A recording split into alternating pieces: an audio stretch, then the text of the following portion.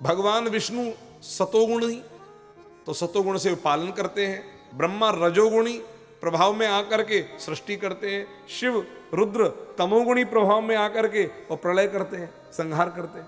तमोगुण से रजोगुण श्रेष्ठ है और रजोगुण से सतोगुण श्रेष्ठ है। तो क्या इसी दृष्टि से क्या हम ये कह सकते हैं कि रुद्र से ब्रह्मा श्रेष्ठ हैं और ब्रह्मा से विष्णु श्रेष्ठ हैं? जैसे तमोगुण से रजोगुण श्रेष्ठ है, रजोगुण से सतोगुण श्रेष्ठ है, तो क्या रुद्र से ब्रह्मा और ब्रह्मा से विष्णु श्रेष्ठ है? तो जो भगवान विष्णु के अनुयायी है केवल उनको मानते हैं, वो कहते हैं हमारे विष्णु बड़े, और जो रुद्र को मानते हैं वो कहते हैं हमारे शंकर रुद्र बड़े। इनमें कभी भी छोटे बड़े का भेद नहीं करना चाहिए।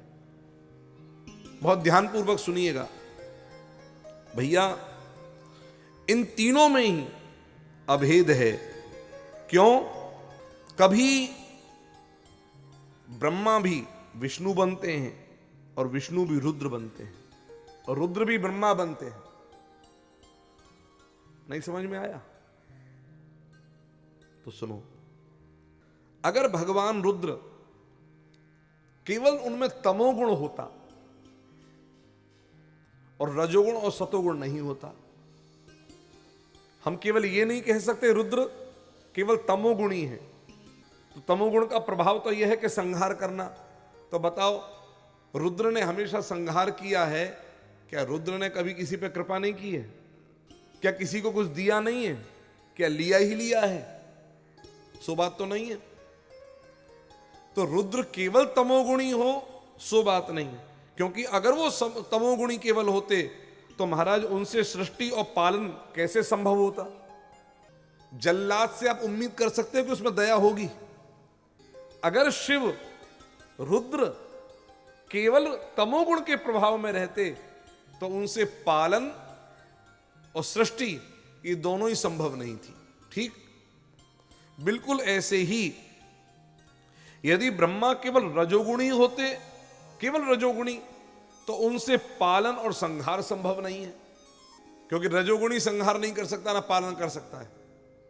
ध्यान दीजिएगा, पालन करने का काम सतोगुणी का है, सृष्टि करने का काम रजोगुण का है, संहार करने का काम तमोगुण का है। ये सब गुणों के काम है। ब्रह्मा भी नहीं करते, विष्णु भी नहीं करते, रुद्र भी नहीं करते। ये सारे के सारे कार्य गुण करते हैं और ये गुण सारे प्रकृति के हैं। इनके प्रभाव को लेकर, जैसे किसी सैनिक ने शत्रु को मारा, बताओ सैनिक ने किससे मारा? बंदूक से मारा? तोप से मारा? तो इनके पास में अगर तोप, बंदूक और बॉम्ब नहीं हो या साधन नहीं हो तो किसी को मार सकते हैं? हथियार है तो मार पा रहे हैं। ये समझ में आ रहा है नहीं आ रहा? ऐसे ही भगवान शंकर तमोगुण को हथियार बनाते हैं तो संहार करते हैं, लेकिन ऐसा नहीं कि इनके अंदर केवल तमोगुण ही है। ब्रह्मा रजोगुण को लेकर के सृष्टि करते हैं तो ऐसा नहीं कि ब्रह्मा में केवल रजोगुण ही है। ऐसे ही भगवान विष्णु जो हैं वो सतोगुण ही हैं, केवल सतोगुण ही हैं, ऐसा नहीं है। अगर उनके अंदर केवल सतोगुण ही होता तो उनके द्वारा भी सृष्टि और संहार दोनों संभव नहीं है। इसलिए इन तीनों में समय समय पर परिवर्तन भी होता है। कभी ब्रह्मा विष्णु बन जाते हैं, विष्णु रुद्र बन जाते हैं। इसका वर्णन स्वयं भगवान वायु देवता ने किया है। वे कहते हैं, ब्रह्म नारायणौ पूर्वम रुद्रः कल्पांतरे सृजत कल्पांतरे पुनर्ब्रह्मा रुद्र विष्णु जगन्मयः विष्णुश्च भगवांस्तद्वत् ब्रह्माणं असृजत् पुनः। तो कभी ब्रह्मा विष्णु, विष्णु शंकर, रुद्र इस प्रकार से बनते हैं। क्वचित रुद्रः, अब ये जो श्लोक कहने जा रहा हूं आपके आगे, ये कूर्म पुराण का श्लोक है। क्वचित रुद्रः क्वचित ब्रह्मा क्वचित विष्णु प्रशस्यते और नान्येन तेषाम आधिक्यम न्यूनत्वम वा कथंचन।